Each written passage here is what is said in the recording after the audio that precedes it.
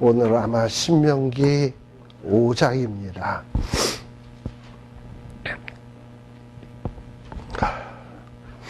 신명기 지금 5장 들어가기 전에 1장에서부터 4장은 뭐냐? 특별히 이 5장서부터는 이스라엘 백성들이 가나안 땅에 들어가서 지켜야 될 규례와 법도에 대한 이야기를 이제 5장부터 한 11장까지 과거에 어디입니까? 호렙산, 시내산에서 하나님이 이미 일찍 40년 전에 십계명 줬잖아요. 그리고 여러 가지 언약의 법들을 주셨는데 그 법들을 어떻게 지킬 것인가 하는 얘기가 5장에서부터 11장에 나오는 내용인데요. 이 신명기 1장에서부터 4장은 그런 하나님께서 주신 율법의 내용, 규례, 법도를 왜 지켜야 되는가? 어떻게 하면 그 규례와 내용을 잘 지킬 수 있는가? 하는 어떤 규례와 법도를 소개하기 전에 서론적으로 주신 말씀이다 라고 볼 수 있어요. 그래서 우리가 여태까지 왜 이 신명기의 말씀들을, 하나님의 율법의 말씀들을 지켜야 되는지 서론적인 내용들을 쭉 살펴보았습니다. 자, 그런데 이제 이 5장에서부터는 본격적으로 뭐냐? 가나안 땅에서 지켜야 될 규례와 법도. 그래서 여기 5장에도 보게 되면 모세가 온 이스라엘 백성들을 다 불러가지고 이스라엘 백성들아 이러면서 오늘 내가 너희에게 귀에 말하는 규례와 법도. 근데 지금 오늘 이거는 뭐냐면 광야 생활 40년이 거의 끝나갈 무렵 오늘입니다. 이 오늘 너희에게 말하는 규례와 법도라고 하니까 뭐 새삼스럽게 주어진 규례와 법도가 아니에요. 이미 시내산에서 주신 이미 그 규례와 법도인데 이런 규례와 법도를 듣고 그것을 배우며 지켜 행하라 라고 명령을 하고 있습니다. 그런데 지금 여기에 3절에 보게 되면 그러면은 과거에 이미 시내산에서 주신 그 언약을 다시 한번 주시는 말씀인데 3절에 보면 이 시내산에서 이미 주셨던 그 언약이 우리 열조와 세운 것이 아니라 오늘날 여기 살아있는 우리 곧 우리와 세운 것이다 라고 얘기하고 있어요.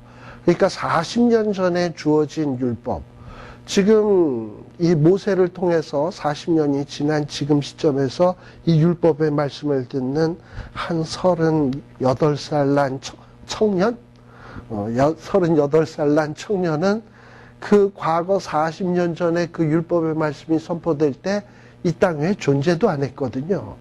아무런 상관도 없는 사람인데 지금 한 38 먹은 청년에게도 뭐라 그러냐면 그때 맺었던 언약은 우리 열조와 맺은 게 아니라 지금 살아있는 우리와 맺은 언약이다. 뭐 이러고 얘기를 하고 있는 거예요. 이게 도대체 왜 이러는가? 이스라엘 백성들이 하나님하고 언약을 맺을 때는요. 항상 보면은 어떤 개인 대 하나님으로 맺질 않고 아브라함이 하나님과 언약을 맺을 때도 보면 아브라함 한 개인과 하나님과의 언약이 아니라 아브라함과 아브라함 후손을 전체를 포함한, 근데 거기에 누가 대표로? 아브라함이 대표로 하나님과 계약을 맺는 거예요. 그런 식으로 이스라엘 백성들이 하나님과 언약을 맺을 때 보면 개인과 하나님이 아니라 그 공동체를 대표하는 개인과 하나님, 이런 식으로 언약을 맺기 때문에 그 공동체를 대표하는 그 사람하고 맺은 언약은 이 공동체에 전체적으로 영향을 미칠 수밖에 없어요. 그러니까 시내산에서 이스라엘 백성들이 언약을 맺을 때도 그때 그 언약을 맺을 때 그 사람들만의 언약이 아니라 그 언약은 자기의 후손들하고도 결부되는 언약이었거든요. 그렇기 때문에 지금 모세는 그걸 염두에다 두면서 40년 전에 38 먹은 너는 그때 존재하지도 않아서 상관없다고 생각할런지도 모르겠지만 그때 그 언약은 우리 열조와 맺은 게 아니라 뭐 또 그 열조는 이미 돌아가셨잖아요. 그 언약은 너와 맺은 것이다 라고 얘기하는 데는 이런 어떤 의미가 있다는 것을 여러분들이 기억을 하실 필요가 있습니다. 자, 그러면서 지금 우리와 세운 것이다 라고 얘기를 하는 거예요. 근데 왜 이 이야기를 할 수밖에 없느냐 하면 이 40년 전에 38 먹은 사람은 이 십계명에 대해서 부모로부터는 뭐 좀 들었는지 모르지만 그때 마치 하나님이 말씀을 이스라엘 백성들에게, 특히 십계명 같은 경우에는 이스라엘 백성들이 전체가 다 직접 하나님의 음성으로 들었잖아요. 그리고 십계명 그 이후에 나오는 율법은 모세가 듣고 전달해 주는 식으로 들었지만 최소한 십계명은 직접 들었거든. 근데 그때 십계명을 직접 들었던 사람들 가운데 모세와 무슨 여호수아와 갈렙 뭐 이런 사람을 제외하고서는 광야에서 대부분 다 돌아가셨어요. 그러니까 뭔가 시내산에서 율법을 직접 하나님 앞에 들었던 사람, 또 시내산에서 모세를 통해서 율법 교육받을 때 그렇게 직접 율법을 공부했던 사람은 이제 한 사람도 존재를 하지 않거든. 40년이 지난 마당에.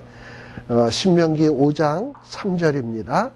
그래서 지금 모세가 가만 보니까 이 사람들은 이 시내산 율법에 대해서 부모로부터는 듣긴 들었지만 뭔가 하나님에 대한 율법에 대한 지식이 좀 흐리멍텅하고 드는 풍월의 지식밖에 안 되니까 이런 상태로 가나안 땅에 들어가서는 속수무책이다.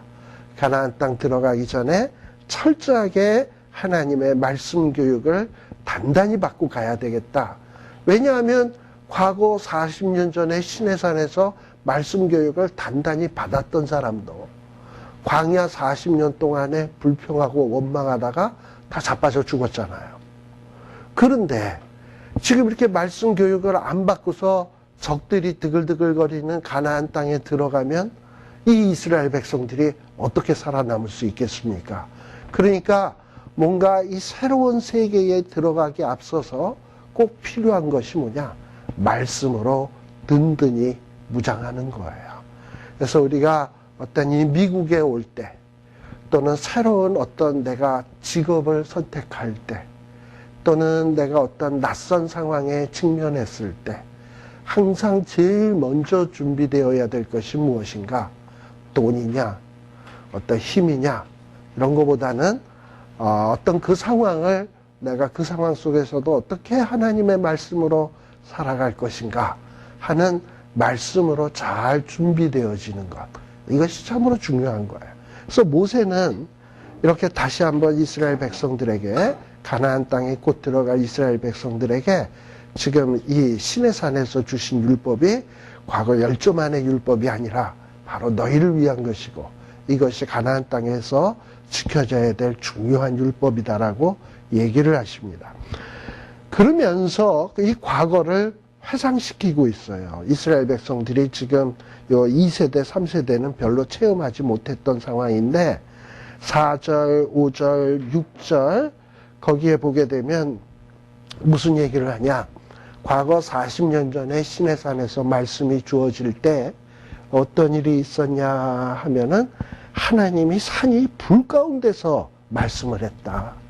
그랬더니 너희의 아버지들, 조상들이 불을 두려워해서 산에 올라가기를 두려워했기 때문에 모세가 대신 올라가서 하나님의 음성을 듣고 내려와서 이스라엘 백성들에게 전달해 주는 식으로 하나님의 말씀이 너희 아버지들에겐 전달되었다라는 얘기를 하고 있습니다.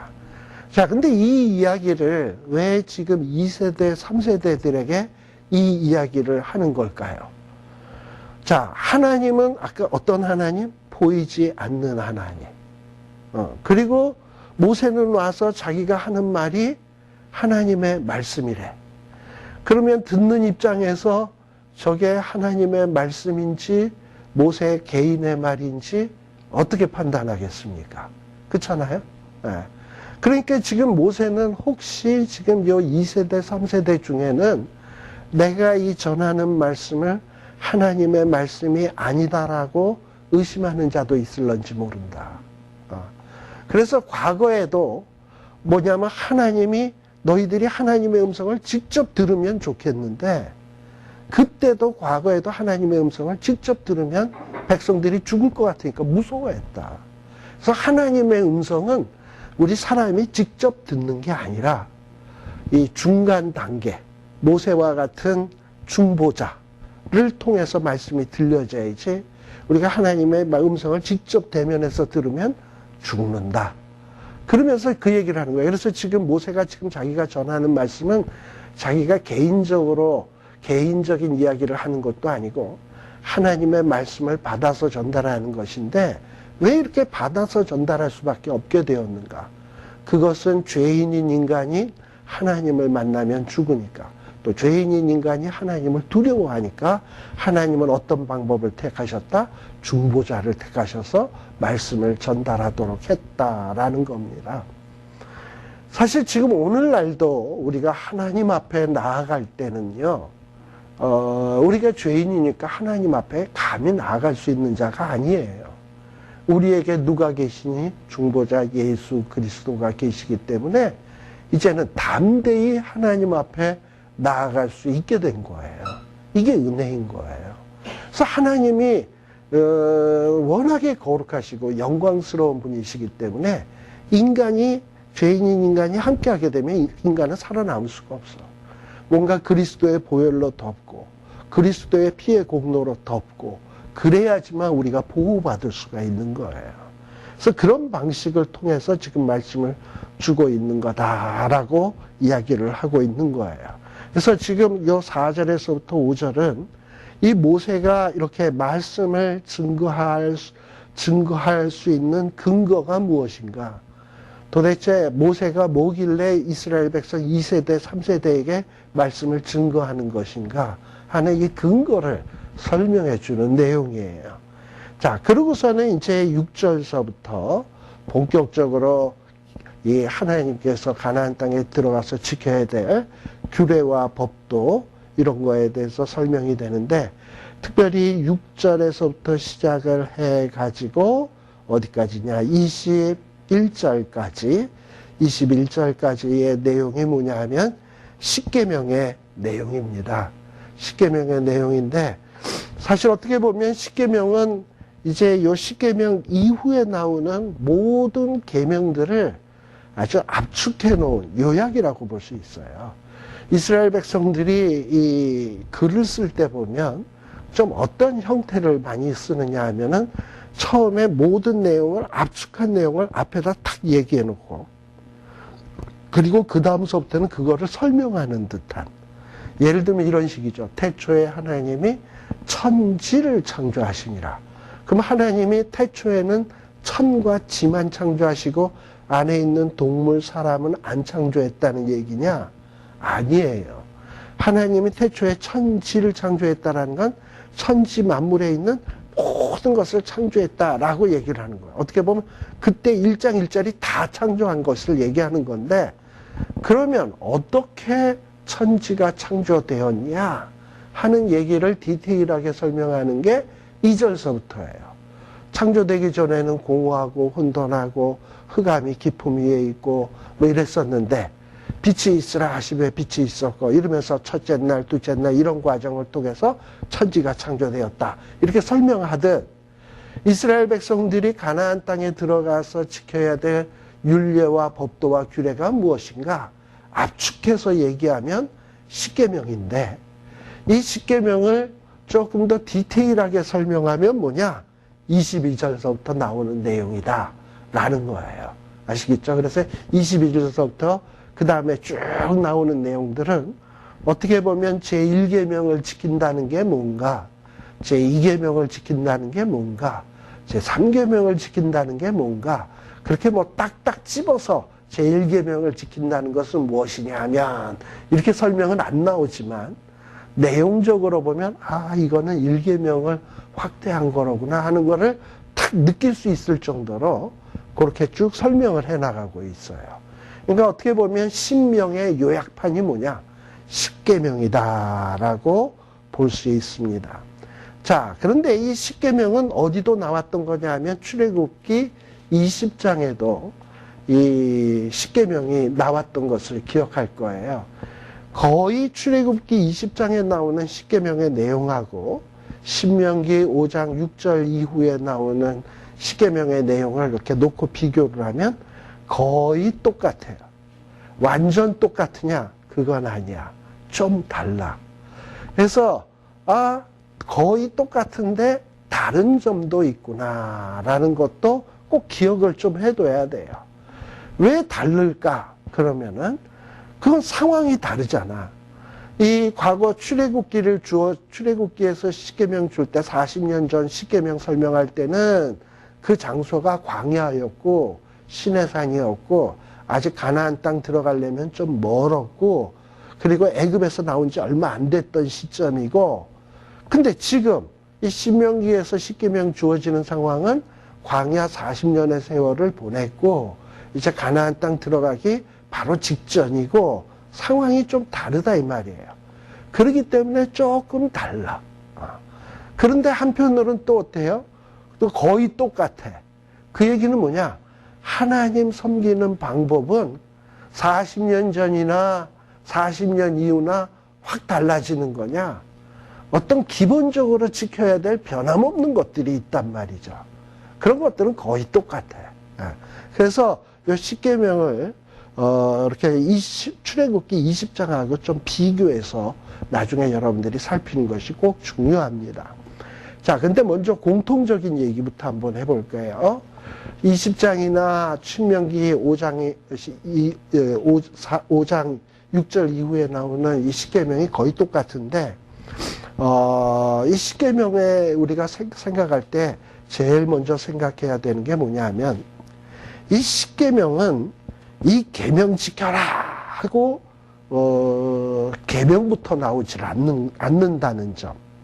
신명기 5장 6절에 보면 무슨 얘기부터 나오냐? 계명 지키라 하기 전에 나는 너를 애굽 땅에서 종되었던 집에서 인도하여 낸 너희 하나님 여호와다라는 얘기를 먼저 하는 것을 주목해 봐야 돼요. 자, 그러면 6절에서 얘기하는 게 뭡니까? 이스라엘 백성들은 애굽 땅에서 종이었는데 억압과 착취와 정말 고통 속에서 살았는데 하나님께서 은혜로 그들을 인도하여 구원해 내셨다는 거죠. 그래서 뭔가 우리가 계명을 지킬 때 항상 먼저 생각해야 될 것이 이 계명 지켜야 내가 복을 받지 구원받지? 아니요. 그렇게 생각해서는 안 되고 복받기 위해서 구원받기 위해서 계명을 지키는 게 아니라 항상 우리가 생각해야 될 것이 나는 죄와 사망에서 죽을 수밖에 없는 죄인이었는데 하나님의 은혜로 구원받았다. 그렇다면 내가 이제부터 사는 게 좀 달라야 되지 않나? 어떻게 살아야 되지? 이전에 내가 좋던 방식대로 사는 게 아니라 이제는 하나님의 규례와 법도대로 살아야 되겠구나. 이러고선 하나님의 규례와 법도와 하나님의 명령을 순종하는 것이 순종해야지 복받고 구원 얻으니까가 아니라 구원받았기 때문에 은혜를 입었기 때문에 우리가 이 계명을 지키는 것이다 라는 것을 꼭 십계명을 우리가 생각할 때 먼저 생각해야 되는 거예요. 자, 그 다음에 십계명을 우리가 이해하는 데 있어서 세 가지 중요한 원칙이 있습니다. 첫 번째는 원칙은 뭐냐 하면 십계명에 보면 하라는 것이 있어요. 예를 들면 안식일을 기억하여 그날을 거룩하게 지키라 하라. 내 부모를 공경하라. 반면에 말라도 있어요. 도적질하지 말라. 살인하지 말라. 이런 계명이 있어요. 하라는 계명도 있고 말라는 계명도 있는데 우리가 하지 말라 하는 이 부정명령은 그냥 하지 말라는 그것만 생각하지 말고 하나님이 이걸 하지 말라 그랬는데 만일에 하면 어떻게 되는 거지? 이거를 한번 생각해 보셔야 돼. 또 하나님이 부모를 공경하라 그랬는데 하지 말면 어떻게 되는 거지? 안식일을 기억하여 그날을 거룩하게 지키라고 했는데 그거를 안 지킬 경우는 어떻게 되는 거지? 항상 이 두 가지를 같이 생각해야 되는 거예요. 뭐 예를 들면은 하나님이 뭘 해라 하지 말라 했을 때는 그거는 최소한대로 요렇게까지는 하지 말라는 거야. 그러니까 우리가 이거 하면은 안 되니까 이거 마지노선으로 요거를 최후의 마지막 이 경계 라인으로 주신 명령이에요. 근데 하나님은 우리가 곳까지 가는 거를 원치 않고 그 반대로 더 적극적으로 하나님을 위해서 살기를 원해요. 예를 들면 이거지. 우상 숭배하지 않는 것. 이건 미니멈이고 우리 하나님이 원하시는 수준은 우상 숭배가 아니라 하나님을 마음을 다하고 뜻을 다하고 성품을 다해서 하나님 사랑하는 것. 이거를 원하시는 거거든요. 그러니까 우상 숭배 않는 것도 생각해야 되지만 하나님이 단순히 안 하는 정도가 아니라 뭘 하기를 원하시는 걸까? 이 우상 숭배하지 말라를 통해서 우리로 뭘 하라고 하는 것일까? 이걸 생각을 해야 된다니까. 내 부모를 공경하라 했으면은 하지 않으면 어떻게 되는 것인가? 이런 식으로 하라는 하지 말라, 하지 말라는 하라. 이런 거를 염두에다 두면서 생각을 해야 돼요. 또 우리가 십계명을 생각을 할 때 중요한 원리 가운데 하나가 어떤 외적인 행동만이 아닌 마음의 동기까지 우리가 생각을 해야 돼요. 우리 예수님께서 하신 내용이 그런 거 아니에요? 뭐 간음하지 말라 하는 말을 너희가 들었거니와 나는 너희에게 말하노니 벌써 이 마음속에 음욕을 품은 것부터가 뭐다? 간음이다. 이러면서 우리 주님은 어떤 간음을 진짜 육체적으로 정말 행동으로 했냐 안 했냐 이게 중요한 게 아니라 이 마음속에 그런 마음을 가졌냐 안 가졌냐까지 따져보라는 거예요. 그러니까 우리가 행동으로 하는 것은 최종적으로 죄 지을 때 행동까지 가면 그건 갈 때까지 다 간 거고 출발점은 항상 어디서부터 시작하는 거냐? 마음속에 동기부터 출발하는 거예요. 그러니까 우리 주님은 그것부터 지적하고 계시는 거야. 그러니까 이 십계명을 생각할 때 생각해야 될 것들이 좀 있어요. 또 세 번째는 어떤 게 있냐 하면 하나님께 대한 의무가 있고요. 우리가 인간에 대한 어떤 의무가 있어요. 그런데 이게 뭐 평상시에는 거의 뭐 이렇게 별 문제가 없는데 어떤 경우에는 하나님께 대한 의무하고 인간에 대한 의무가 서로 모순되는 것 같이 충돌될 때가 있다 이 말입니다. 예를 들면 부모가 내가 재림 예수다. 뭐 이제 어디서 기도원 갔다 오더니 무슨 신을 받았는지 그러면서 자기가 재림 예수라는 거야. 그러면서 내가 하고 길이요 진리요 생명이니 나로 말미암지 않고서는 뭐 아버지께로 올 자가 없다. 막 부모가 그러는 거예요. 그러면서 자식들에게도 너도 나를 믿어야 된다. 뭐 이렇게 나오는 거지. 근데 우리는 분명히 배우기를 하나님 외에 다른 신 섬기지 말고 예수님만이 참 길인데 갑자기 어느 날 우리 엄마가 우리 아버지가 자기가 재림 예수라고 그러고 엉뚱한 소리를 하면서 또 거기에다 한술 더 떠요. 내 부모를 공경하라 또 그랬다고 또 그러는 거예요.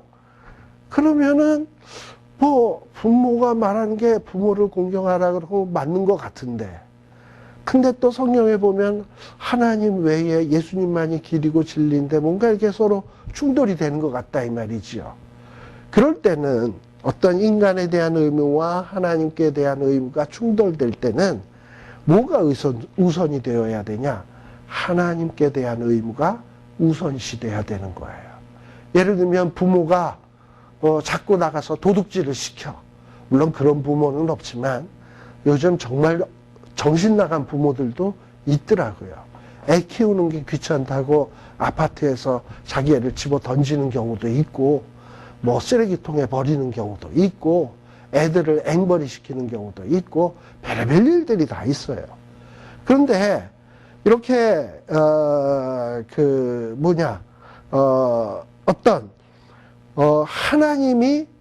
하나님과 인간에 대한 의무가 충돌될 때는 하나님의 그 의무를 우선시해야 된다라는 거. 자, 그런 것들을 우리가 좀 생각을 하면서 우리가 이 십계명에 대한 내용들을 좀 볼 필요가 있습니다. 자, 그런데 이 십계명에 우리가 이 율법의 이 말씀을 지켜야 되는 이유가 아까 구원이라 그랬죠. 네. 이 구원이에요. 자, 이 구원에 대한 이런 생각을 가지고 이렇게 계명을 순종하기 시작하면 계명을 순종하는 것이 그렇게 부담스럽거나 힘이 들거나 번거롭지가 않습니다. 자, 그래서 이렇게 십계명들이 쭉 지어지는데요. 우리가 몇 가지 좀 눈여겨볼 것 중에 하나가 뭐냐 하면, 특별히 요 십계명에 대해서는 과거 출애굽기 20장에서도 말을 했기 때문에, 뭐 이렇게 자세히는 안 하겠는데, 특별히 조금 우리가 이전에 나왔던 십계명하고 다른 부분을 조금 살펴보도록 하겠습니다. 그게 뭐냐 하면, 첫 번째, 12절에 보시게 되면, 안식일 계명이에요. 너희 하나님이 내게 명한 대로 안식일을 지켜 거룩하게 하라. 그러면서 엿새 동안에 힘써 내 모든 일을 행할 것이나 제7일은 너희 하나님 여호와의 안식일인즉, 이러면서 안식일을 지키라고 말씀을 하십니다. 근데 이 안식일을 지켜야 되는 이유에 대해서 15절에 보면 이유가 설명이 되는데, 이 15절에 나오는 내용은 과거 출애굽기 20장에서 안식일 계명에 나왔던 내용이 아닙니다. 무슨 얘기냐? 이 과거 출애굽기 한번 20장 한번 잠깐 한번 보세요. 출애굽기 20장에서는 왜 안식일을 지켜야 된다라는 얘기를 하고 있냐 하면은 20장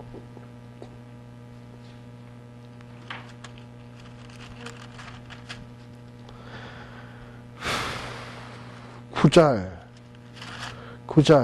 10절. 자, 그러면서 11절에 보면 엿새 동안에 나 여호와가 하늘과 땅과 바다와 그 가운데 모든 것을 만들고 제7일에 쉬었기 때문에, 그래서 안식일을 또 하나님이 복되게 했기 때문에 너희들은 그날을 거룩하게 지켜야 된다라고 얘기했습니다. 예, 출애굽기에서 한 얘기예요. 그런데 신명기에서는 안식일을 지켜야 되는 이유가 뭐냐?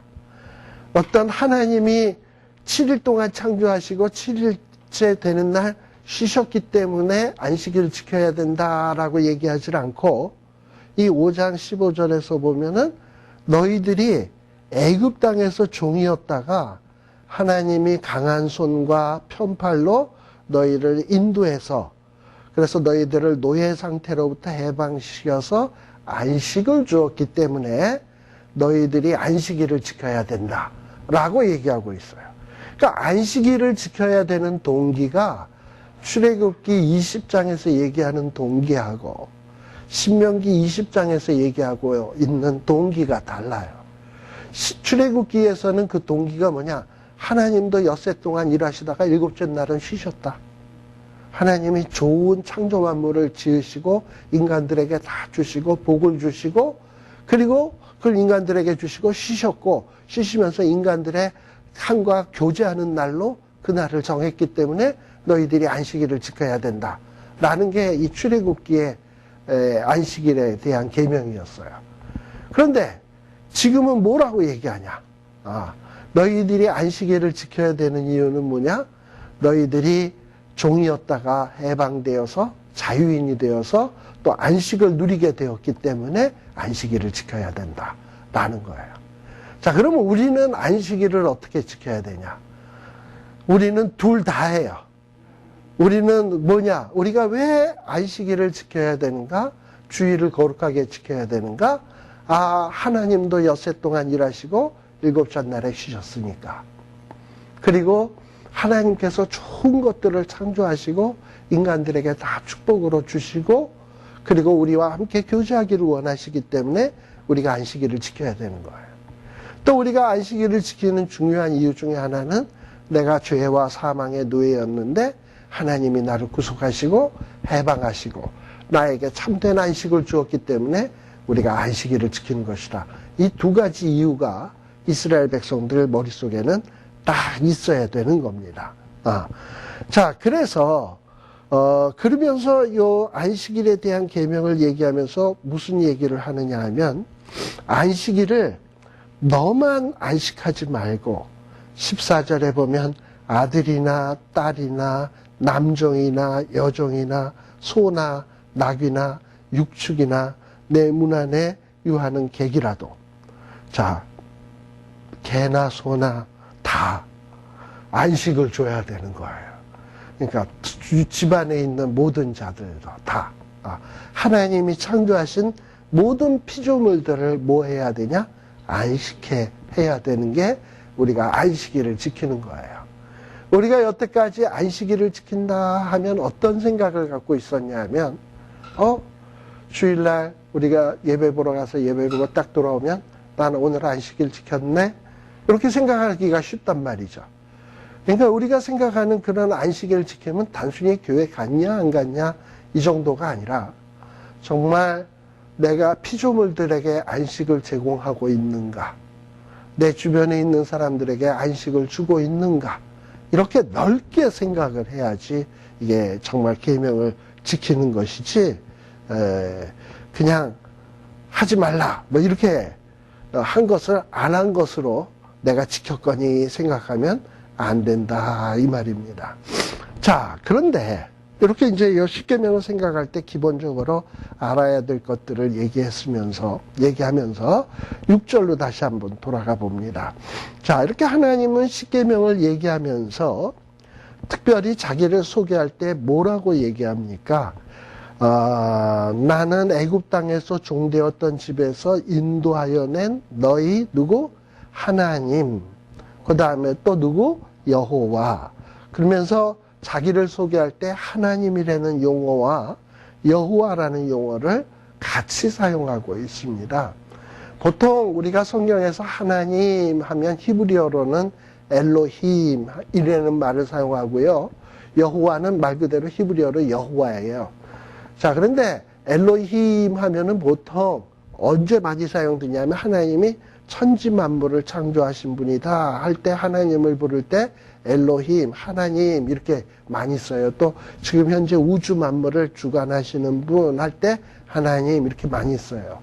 근데 하나님을 여호와로 부를 때는 어떨 때 많이 쓰느냐 하면 하나님이 어떤 약속을 하시고 그 약속을 내가 반드시 지키겠다 그러면서 어떤 자기의 신실성을 말하려고 할 때는 나는 여호와다 이렇게 얘기를 하나님이 자기를 소개를 많이 해요. 왜냐하면 내가 너한테 약속했지, 너 두려워하지 마, 걱정하지 마, 나는 여호와라, 나는 너의 아버지라 이러고서는 자기를 여호와로서 소개를 해요. 자, 근데 우리가 약속이라는 거는 참 할 수 있어요. 많이. 예를 들면 우리 애들한테 뭐냐 하면은 너 아빠가 뭐 해줄게 말은 이렇게 할 수 있죠. 근데 책임지지 못할 말을 하면 안 되죠. 말은 뭐 집 사줄게, 좋은 차 사줄게, 뭐 다 해놓고서는 나중에 못 해주는 경우가 있잖아요. 뭐 못하고 싶어서 못하나요? 대개 보면 능력이 없어서 못하잖아요. 돈이 없거나 시간이 없거나 뭐 건강이 안 되거나 뭔가 안 돼서 이런 약속을 못 지키는 경우가 많잖아요. 근데 하나님께서 왜 이렇게 언약의 이 율법을 말씀을 주시면서 우리 이미 4장까지 나왔던 거 아시죠? 이 언약의 말씀을 지키는 것이 지혜다. 이 언약의 말씀을 지키는 것이 복받는 길이다. 사는 길이다. 이것을 어기면 사망의 길이다. 이러고 하나님은 여러 가지 약속을 하셨어요. 이 언약의 말씀을 지키면 복 주겠다. 또 이 언약의 말씀을 지키면 살려주겠다. 생명 주겠다. 그리고 그 날을 장구하게 해주겠다. 여러 약속을 했어요. 여호와예요. 하나님 그 약속 지켜요.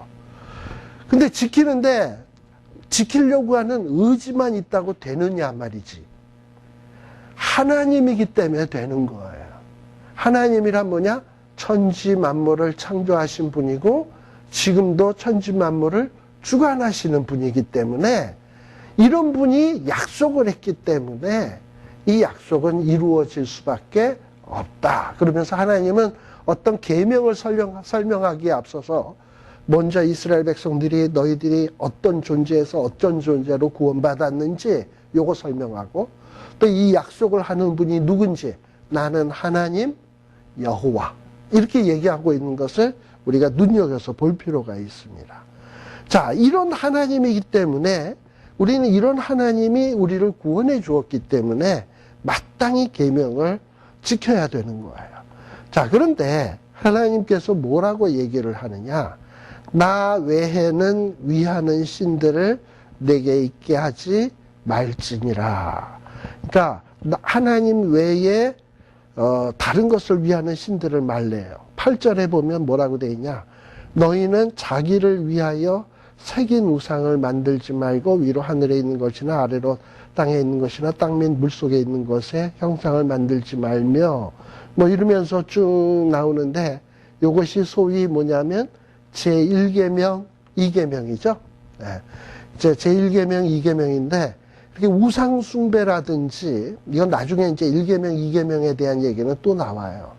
이 우상 숭배는 왜 하는가? 사람들이 자기를 위해서 해요. 그러니까는 하나님을 위해서 하는 게 아니라 자기를 위해서 해요. 심지어는 이것도 아니야. 우상을 마음을 다하고 뜻을 다하고 성품을 다해서 그 우상이 너무 좋아서 그 우상을 숭배하는 사람도 거의 없어요. 우상을 왜 숭배하냐? 자기를 위해서 숭배해요. 그러니까는 저 우상이 나한테 떡도 주고 물도 주고 포도주도 주고 먹을 것 주니까 내가 그 우상을 위하는 것이지, 만일에 그 우상이 나에게 그런 축복을 안 준다 그런다면 그 우상이 아니라 다른 우상으로 또 갈아탈 거야. 또 그러다가 또 하나님이 그걸 준다 그러면 하나님으로 갈아탈 거야. 또 하나님이 안 주는 것 같으면 또 딴 걸로 갈아탈 거야. 그러니까 항상 중요한 게 뭐냐면 나를 위해서 저것이 뭘 주느냐 안 주느냐가 중요한 것이지 그 신 자체가 중요한 게 아니에요. 이게 제1계명, 2계명. 근데 하나님은 뭐냐? 우리한테 뭘 얘기하냐? 왜 1계명을 지켜야 되는가? 너희들 구원하지 않았니? 그리고 너희에게 하나님은 생명의 길을 약속하고 있지 않니?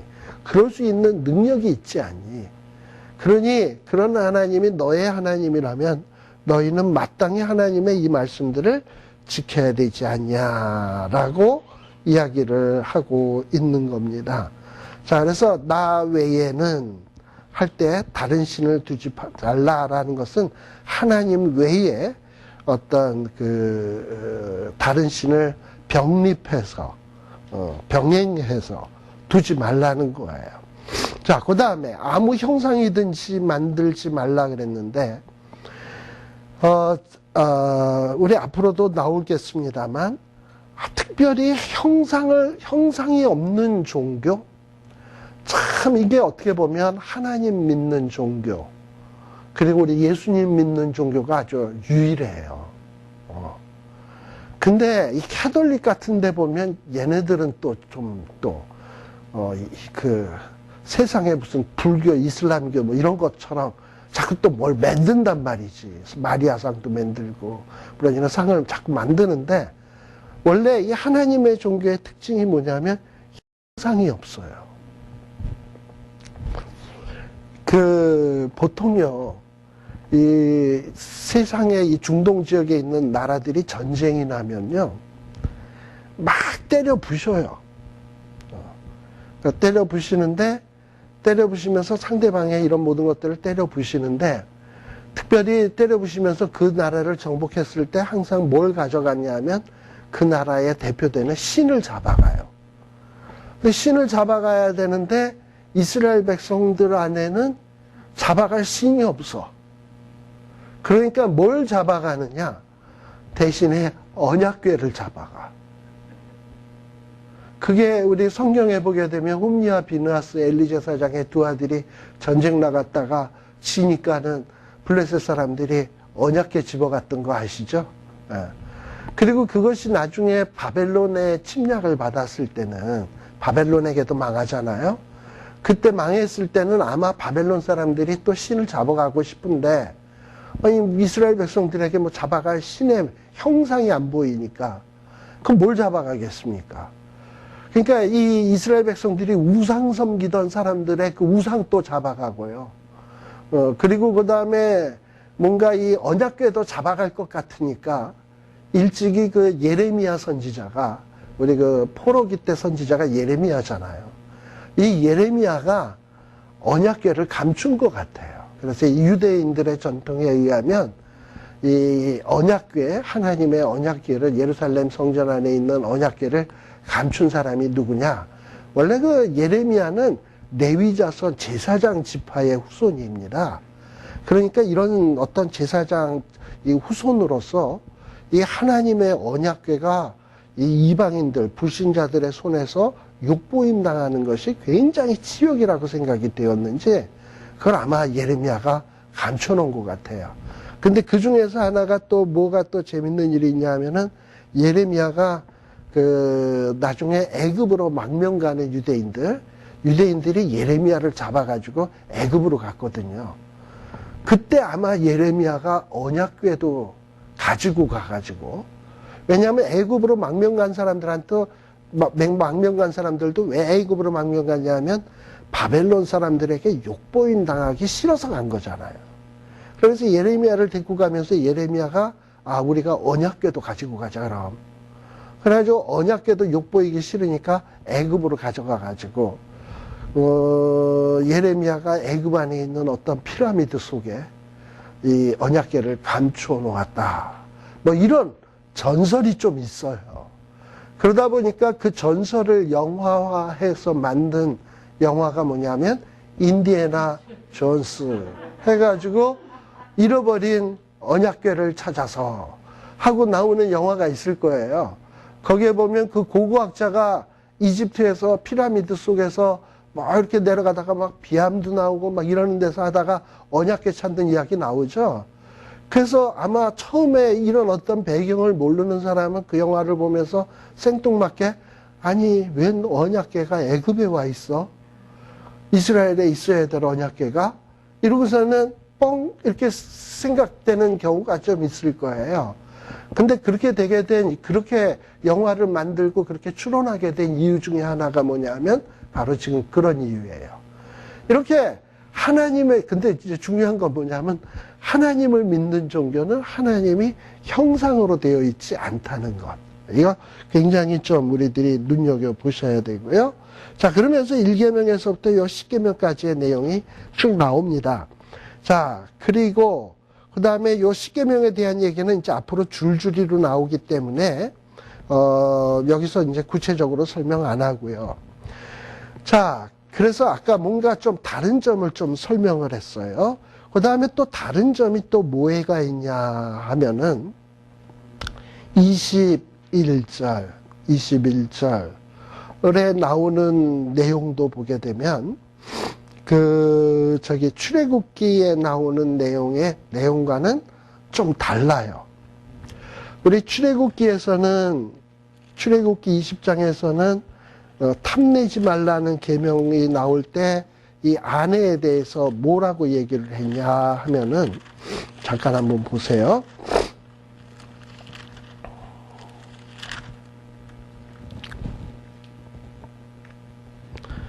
자, 거기 보면은 27절에 보면 내 이웃의 집을 탐내지 말라 이렇게 돼 있어요. 집이라고 돼 있어요.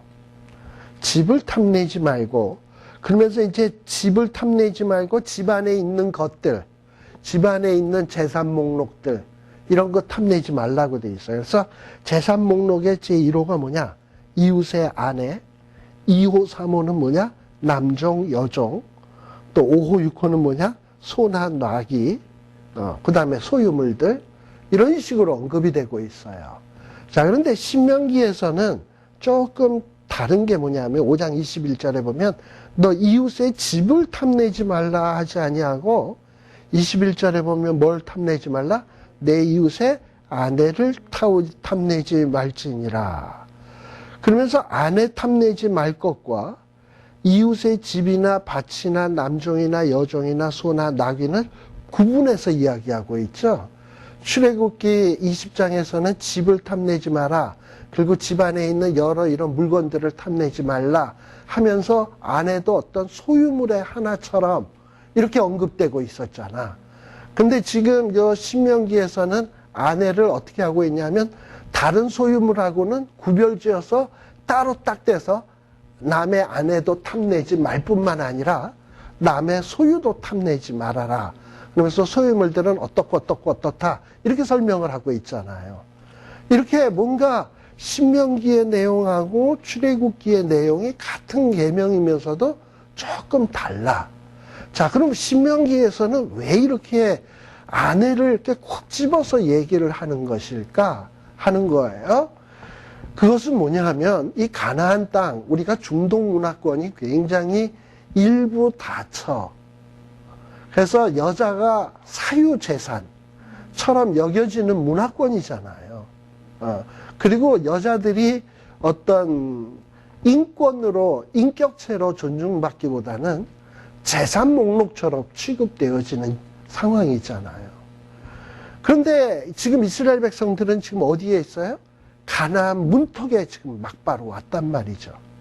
그리고 이제 그런 문화권으로 곧 들어가야 된단 말이지. 그렇기 때문에 하나님께서는 이런 가나안의 문화권을 딱 염두에다 두고 이 여자는 어떤 소유물이 아니다. 이러면서 뭔가 이 딸을 어떤 소유물들과 구분해가지고 딱 이렇게 취급을 하고 있는 것을 볼 수 있어요. 남의 아내를 탐내지 말아라. 그 다음에 남의 소유도 탐내지 말아라. 이렇게 같은 십계명인데도 조금 더 다르다는 거. 또 뭐가 또 다르냐? 제5계명 한번 볼까요? 5계명에 보게 되면 16절에 보면 5계명도 좀 달라요. 너는 너의 하나님 여호와의 명한 대로 내 부모를 공경하라. 여기까지는 거의 비슷해. 근데 그리하면 너의 하나님 여호와가 내게 준 땅에서 내 생명이 길고 복을 누리리라 라고 되어 있습니다. 끝부분이 조금 달라요. 출애굽기 20장에서는 부모 공경에 대해서 뭐라고 나오느냐 하면은 내 부모를 공경하라. 너의 하나님 나 여호와가 내게 준 땅에서 내 생명이 길리라. 굉장히 짧아요. 그렇죠? 생명이 길다. 이렇게만 나오는데 지금 여기에서 보면은 내용이 길어요. 거기에 보면 나 여호와가 내게 준 땅이라 그랬는데 여기서는 너의 하나님 여호와가 아니 너의 하나님 여호와가 내게 준 땅에서 이것도 조금 길고 내가 생명이 길고 복을 누리리라 라고 되어 있습니다. 앞에서는 단순히 생명이 길다, 장수한다, 땅에서 장수한다 이렇게 나온 반면에 이건 단순히 장소가 아니라 하나님이 준 땅에서 생명이 길 뿐만 아니라 복을 누린다라는 거예요. 그리고 이 약속을 주신 분은 뭐냐? 하나님 여호와라는 거예요. 자, 왜 이렇게 조금 이야기가 길어졌냐?